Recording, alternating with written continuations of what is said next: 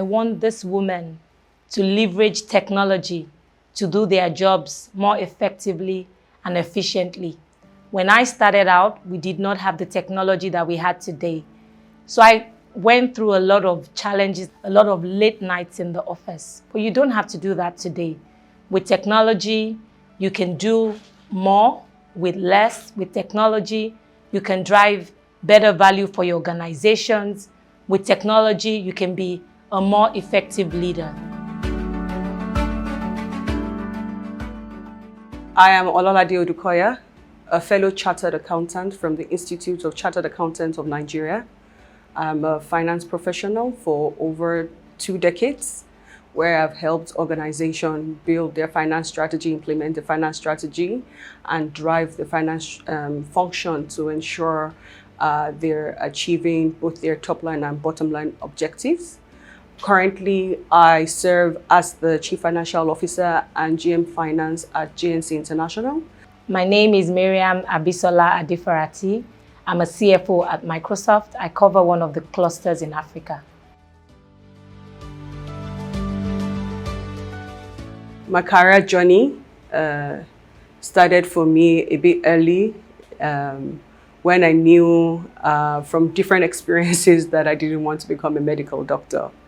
My father had this aspiration or a plan that I'll become a medical doctor, and he had been grooming me for that. But somehow deep down within me, I knew I wasn't going to enjoy that because I couldn't stand the sight of blood. And so I started going and weighing my various options. And I love to do a lot of analysis. My best subject in school was problem solving in mathematics. So it was easy for me to make a decision to switch to the commercial class and to pursue my career in accounting. Also, I was inspired by my uncle who had a successful accounting career, and I was captivated by the prestige and stability finance provided for him. So I started my journey into finance. I've spent over 24 years now in finance. I started with Arthur Andersen in 2000 in a department called the Business Process Risk Consulting Unit. Post Andersen, I moved to the UK and lived there and worked there, also studied there for 6 years. That's when I got my MBA. That's also when I became a chartered accountant. I got an opportunity to work with Big 4 firms when I was living in the UK. I also had a chance to work as a project manager for Morgan Stanley. I then returned to Nigeria with my family in 2008 when I joined PricewaterhouseCoopers. Since then, I've been working in the industry.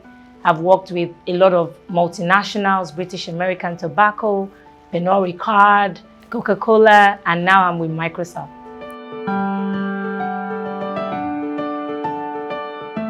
I would say there are too many to mention, but maybe I should focus on the role that I do today.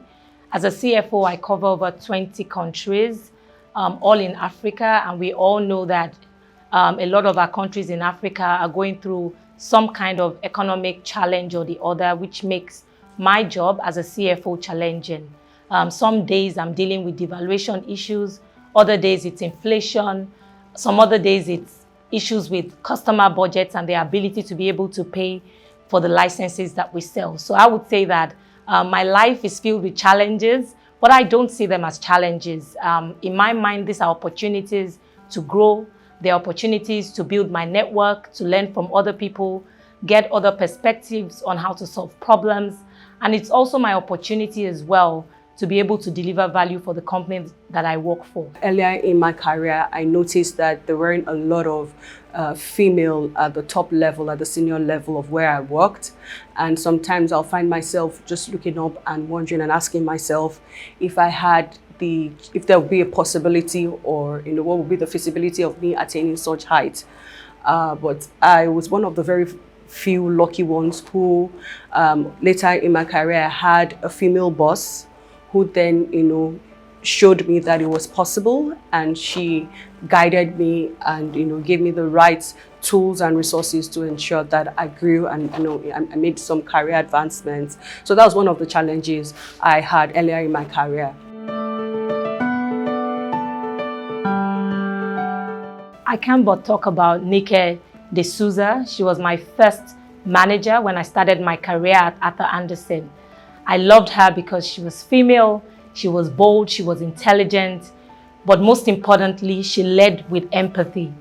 Every experience that I had with her strengthened my resolve to build a successful career in finance. She quickly became my role model. She quickly became my mentor and my coach. And, just having that role model so early in my career gave me the confidence that I could also build a successful career in finance. So Nike, if you ever find this video, I want to say thank you once again. Thank you so much. So I have a lot of people that have inspired me over the years. The first person is my mother. She was a professional and a mother and a wife, and she was able to balance those three very well. And from that young age, I understood that it was possible to, have that, to be a career person, to be a mother and a wife. So I'd seen it from her. So she was like my mom. She's my first inspiration.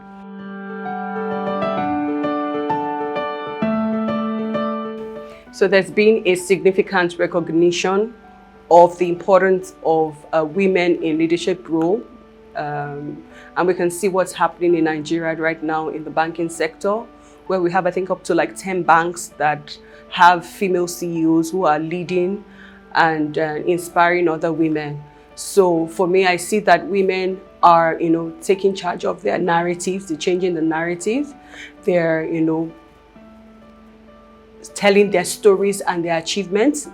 They are confident in taking a seat on the table. They're preparing themselves, going through trainings so that they can take advantage of the opportunities ahead. And with regulatory policies that we have right now, it's actually improving diversity in finance industry, and Nigeria is actually pivoting and pushing the frontier in that space. And I see that happening also in other industries. We can see that in healthcare, in tech, and even in hospitality business. I see that continue as more women are seeing it happening and seeing the possibilities. So right now we have statistics that show that more female are getting college degrees than men. We're seeing that more female are getting into other senior management roles, and a lot of boards are conscious, are intentional in ensuring that they're increasing the representation of women on their board. So I see that this will continue, and as women continue to believe more in themselves and continue to train themselves for these opportunities. We have come a long way. We have more women in leadership in finance today than when I started 24 years ago. As we have now joined leadership teams across different companies, I see that we bring a diverse perspective and we're helping our companies to drive better decision making. We're driving effectiveness, we're driving value for our organizations, and we're now serving as role models for the younger ones who want to come into finance. So the future for me is promising.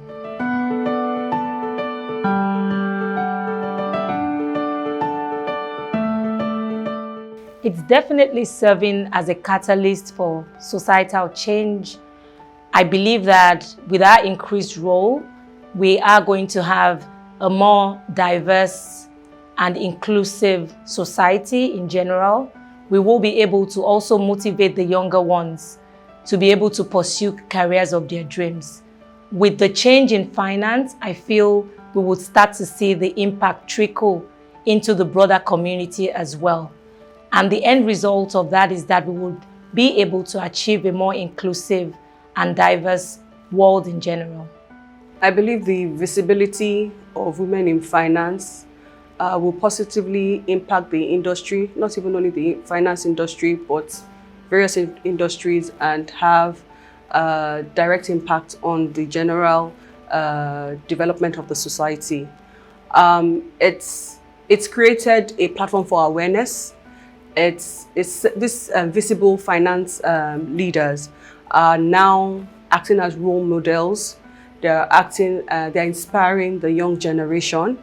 And also, we've seen that having them in place have brought in innovation. So having that diverse group will bring about a more robust decision making. Female professionals are bringing different insights into finance, and they're bringing new ways of managing risks. So we see that this is going to even improve the economy, and of course bringing about empowerment for women.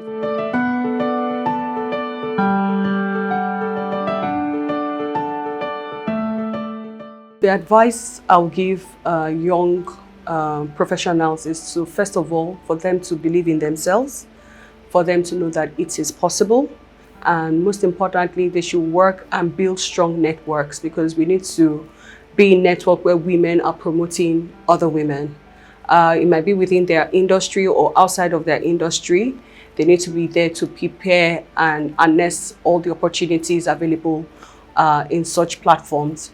Also, advise them to continue learning, acquiring the required skills, be it leadership skills or whatever skill they need in their particular profession, so that they are prepared and they can take up opportunities. Also, they should always be visible as much as possible. They should not be afraid to take a seat on the table. Women should know that they are enough and they have all it takes to actually, go into those leadership roles. So yes, it's for them to believe in themselves, for them to continuously improve on themselves, and to take advantage of various strong networks available for them. I would say that you can achieve your dreams. I started out 20 plus years ago. I had no connections. I didn't have family who had been in finance before, but I just believed that I could. And yes, you also can. You're going to need to work extremely hard. You would need to ask questions. You're going to have challenges, but trust me, if you stay in it, a successful career in finance awaits you in the future.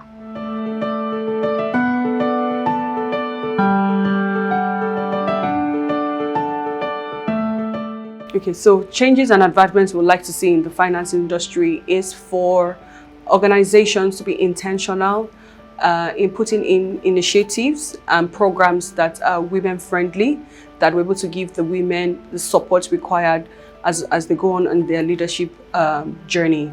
An example is, if required, there could be a childcare facility somewhere around or within the organization that will support a new mother.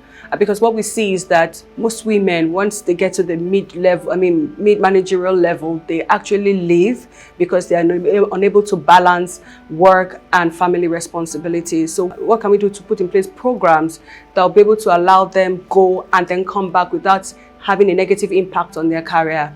Also, we should also put in some trainings and some skill development as part of the learning and development programs in the organizations, so they can see the diversity and inclusion we're looking for in companies. Of course, I want to see more women choose finance as their career choice. I want this women to leverage technology to do their jobs more effectively and efficiently. When I started out, we did not have the technology that we had today. So I went through a lot of challenges, like I had mentioned before, a lot of late nights in the office. But you don't have to do that today. With technology, you can do more with less. With technology, you can drive better value for your organizations. With technology, you can be a more effective leader. So join us in this journey of not just finance, but also technology adoption. Happy International Women's Day to all of the women out there, as we continue to prioritize diversity, equity, and inclusion in our workplaces, so that we're attracting and retaining these great talents. Happy International Women's Day. My wish is that that young lady who's watching this video today will get the confidence, the faith, the will to pursue a career in finance.